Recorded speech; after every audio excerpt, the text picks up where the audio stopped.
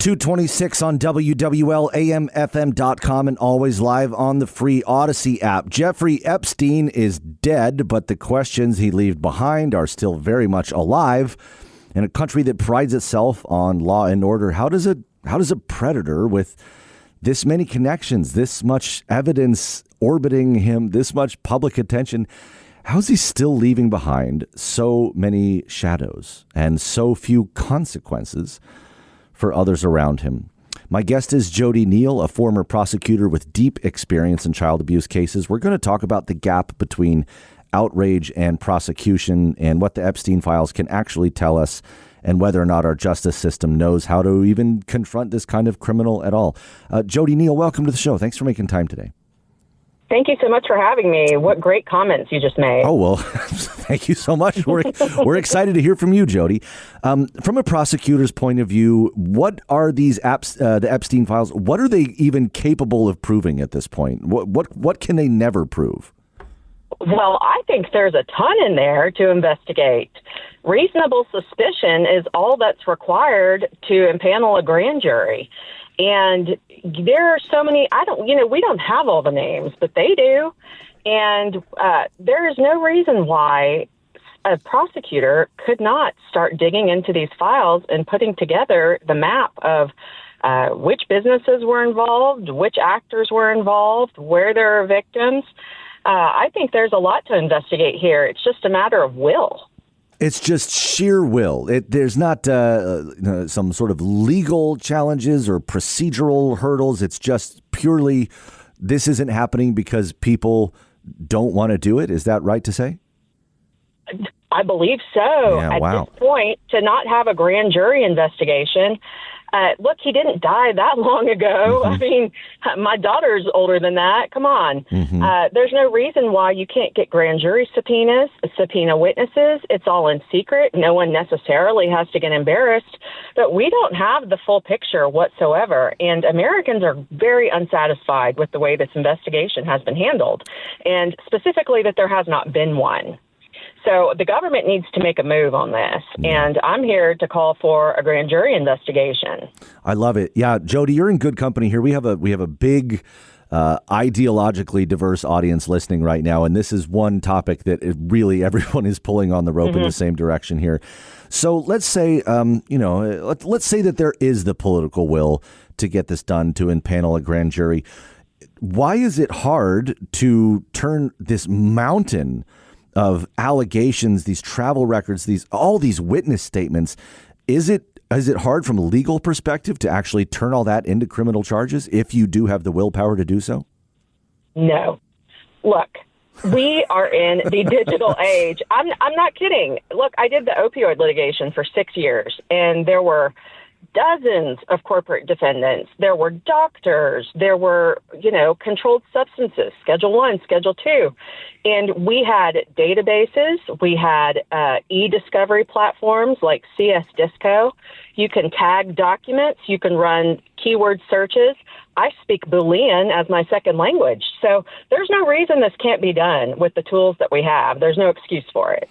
Then is it that, to what degree is the public just misunderstanding what's even in these files? What is a victim statement? What is an FBI interview summary? I mean, we've seen some really flashy headlines about what's in some of these documents that people find all sorts of reasons to dismiss, I think, because they don't understand what it is. What's in this file? What do some of those terms actually mean in the legal profession? So these are documents that were in Jeffrey Epstein's emails, right? And Bill Gates, Elon Musk, all these famous names are making statements in these emails. Well, those statements are admissions in the criminal context, and they can absolutely be used in any prosecution, even civil.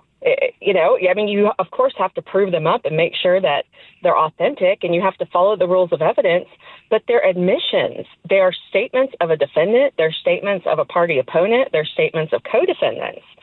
Not only that, we have investigative materials, some of which you described. And it's really pretty remarkable that any of those have been disclosed or released, because those are generally secret. And thank goodness he's allegedly dead. I think there's a lot to work with here, not to mention the private actors. Look at what's happening in France. There were 2 or 3 different offices raided because individuals appeared in the Epstein files. The Norwegian monarchy is in real big trouble right now. I mean, people could lose their crowns. Not to mention our dear old friend, Prince Andrew, who, and I love what the UK did with this. It was actually a small jurisdiction in the UK. It wasn't, M6 or, James Bond.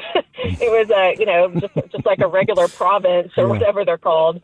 And they charged him with basically passing monarchy secrets to Jeffrey Epstein so that Epstein and his clients could make money.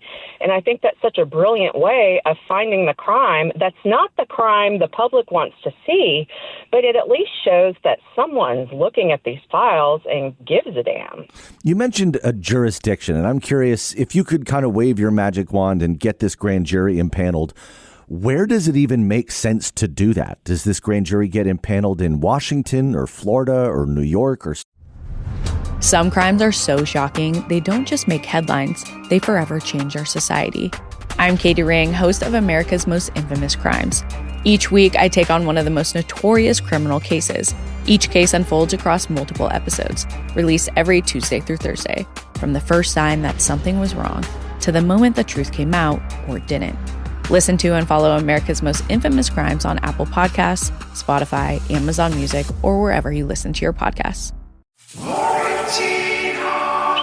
Close your eyes. Visualize your appliances and home systems protected. Covered repairs and replacements taken care of. Washers, dryers, AC units. Now, say it with me. American Home Shield Warranty. American Home Shield. Don't worry, be warranty. For 20% off our plans, visit ahs.com/listen. See ahs.com/contracts for coverage details, including limit amounts, fees, limitations, and exclusions. Shortly after I enrolled at Rasmussen, I was diagnosed with breast cancer. It was like a bomb had just been dropped in my life.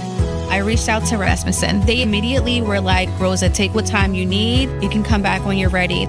We are cancer-free today, and I'm just so grateful for Rasmussen for all of their support throughout my journey and for my own village. Rasmussen University. Find your seat and start now at rasmussen.edu. Somewhere else? Well, if they want to do it in Dallas and hire me as a special prosecutor, I might take a look at these files. Get her on the list. Get her in here. Get me in there. You put me in, coach. I'm ready to play. Man, what a gig that would be. I mean, really, what difference does the geography of that grand jury make, though, in the case in the end? I don't think it does for a federal case. Geography for a state court case, it needs to happen in the county where the crime took place. But in federal court, the federal laws are so creative. Even if a piece of money came through a Dallas bank, then that could give the Dallas U.S. attorney, jurisdiction to investigate. Just using a hypothetical example. Jody, Delane is in prison here. Yeah. Sure.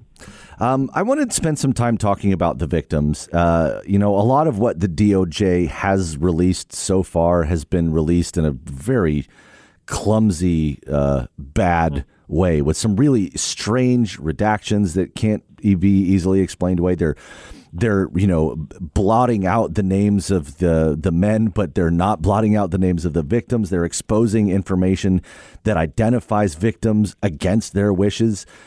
What does that mean? What kind of damage does that do to the people who have already lived through this abuse and put so much on the line to speak publicly about it, if that's been their case? But even when they haven't, people that have never got in front of a microphone or a camera about this are having their personal information, put out online. Now we know who they are. They never wanted that. What's the effect on them?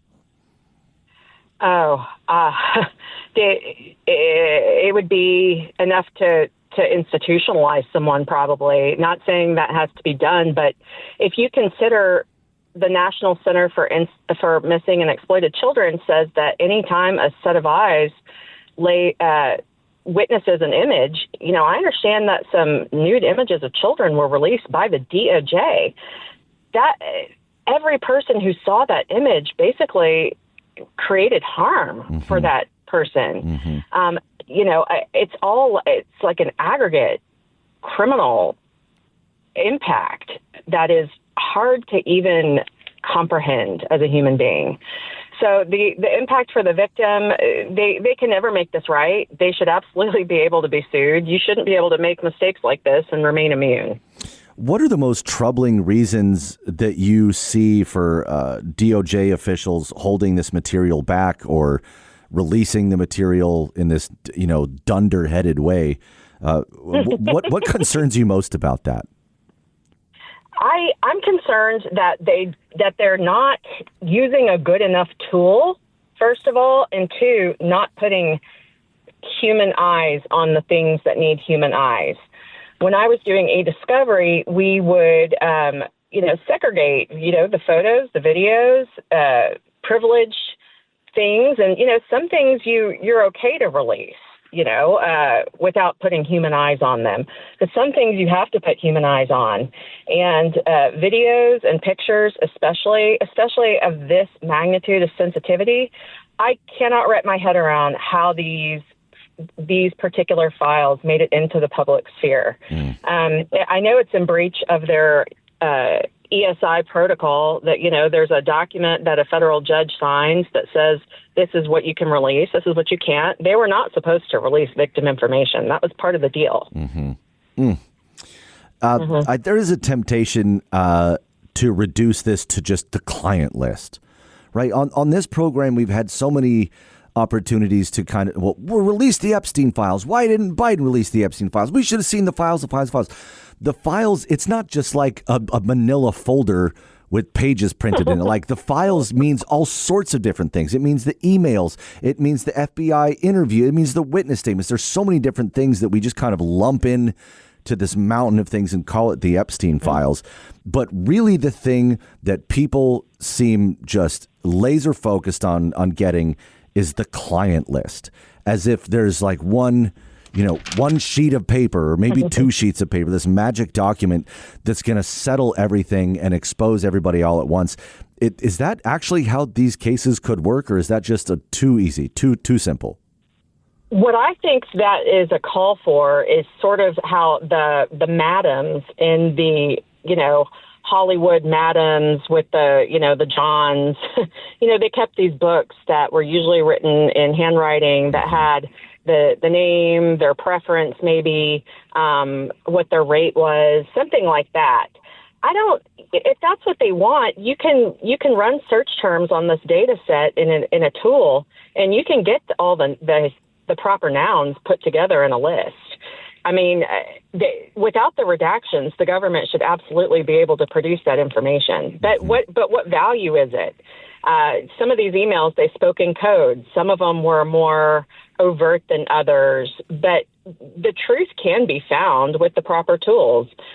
Just like I saw Bill Gates is supposed to be testifying pretty soon here. That'll be interesting. Wow. And that's an example of using the government's power in a productive way. I think they tried to do that with the Clintons, but I was really disappointed with the way that they performed in those, from what I've seen that's been released. Yeah, I think you're certainly not alone there. There's a couple texts here from people listening. Here's one.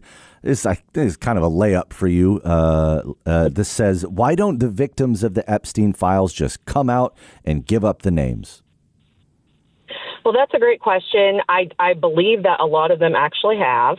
But then there's the issue of those who have been silenced through non-disclosure agreements, through the civil process, the civil lawsuits, and claimants in the Epstein fund. And one of the things I plan to research is, are they precluded from from coming out and identifying themselves? Right now, non-disclosure agreements are a matter of great attention. Ted Cruz has brought Trey's Law to the federal level. My friend Elizabeth Phillips has put this law together and is passing it on a state-by-state basis right now, but it makes non-disclosure agreements illegal. And the reason why I'm talking about this is because I guarantee you there are victims of Epstein and Maxwell who have signed these non-disclosure agreements as part of their settlement. And so it's probably really hard for them to watch all of this and not be able to say something about it. And boy, oh boy, would I love to have one of them on my podcast and let's just see what Epstein does about it. I mean, how enforceable can this really be? Yeah, absolutely right. I'm interested in that as well. I think going back to this text message, I mean, it's probably also true, isn't it, that, you know, any of the victims can come out and make a public statement and say, you know, individuals A, B, C, D, E, and F using their full names, you know, they abused me. But that doesn't mean those people are going to be prosecuted, right? It just means that you named and shamed them in public, which has its own value, I suppose. But if what you want is for those people to go to jail for their crimes, you just identifying them in public doesn't move the ball very far down the field, does it? Well, that's true. And they also would expose themselves to lawsuit. And, you know, these are people who have already defied all the odds just simply by being alive and breathing air right now. And, you know, you don't want to be the person that gets sued for defamation by Elon Musk or Bill Gates, right? It's terrifying. Yeah. The criminal system would be the place to do it because the criminal system would clearly be not just you saying something on the steps of a courthouse or in Congress, but the government saying, wait a minute, there's probable cause to indict you for these crimes. Yeah. At the bottom line is you have very, very wealthy, powerful human beings. Epstein didn't hang around with regular people. He hung around with the richest of the rich. Mm-hmm. And these are people who lawyer up something frightful. And this is why people don't tell. Yeah, well said.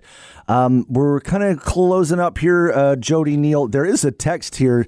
I noticed this as well, and honestly, I was just going to kind of plow right past it. But somebody in my listening audience says, notice how your guest said that Jeffrey Epstein is allegedly dead.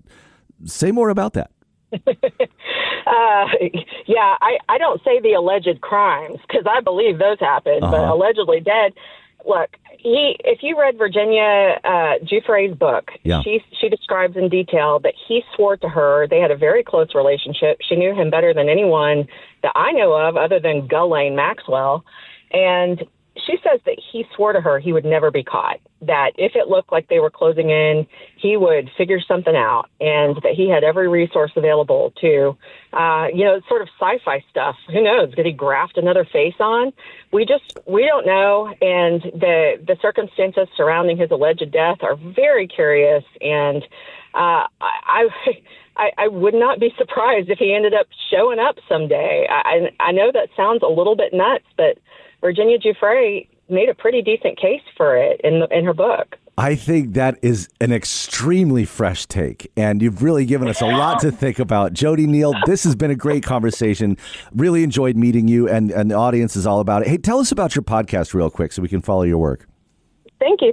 I have a book, and it actually launched yesterday. It's congratulations. What's it called? Thank you. It's called Outcry Witness. It's a former prosecutor's guide to healing and justice after sexual violence. And so my book talks to anyone who is frozen, who has suffered a crime upon their body and just can't talk about it. Survivors are frozen. Silence isn't always a choice. A lot of times it's a biological response. And so my book helps people get through that so that they can say the truth about what happened to them. And then my podcast is a spinoff of the book. Also called Outcry Witness. Outcry Witness Unspoken. Only a few episodes, but I am loving it. Got to start somewhere. That's great. Jody Neal, again, thank you for your time, your work, and your way. Really appreciated you spending time with us today on somewhat short notice, I might add as well. So really appreciate you. Number. Yeah, we will. We'll keep you in the Rolodex. Absolutely. And we'll check out your book, Outcry Witness, podcast by the same name. My guest is Jody Neal, Texas-based trial attorney and child abuse expert and survivor. Want to hear from you on the Oakland Art Jewelers Talking text line.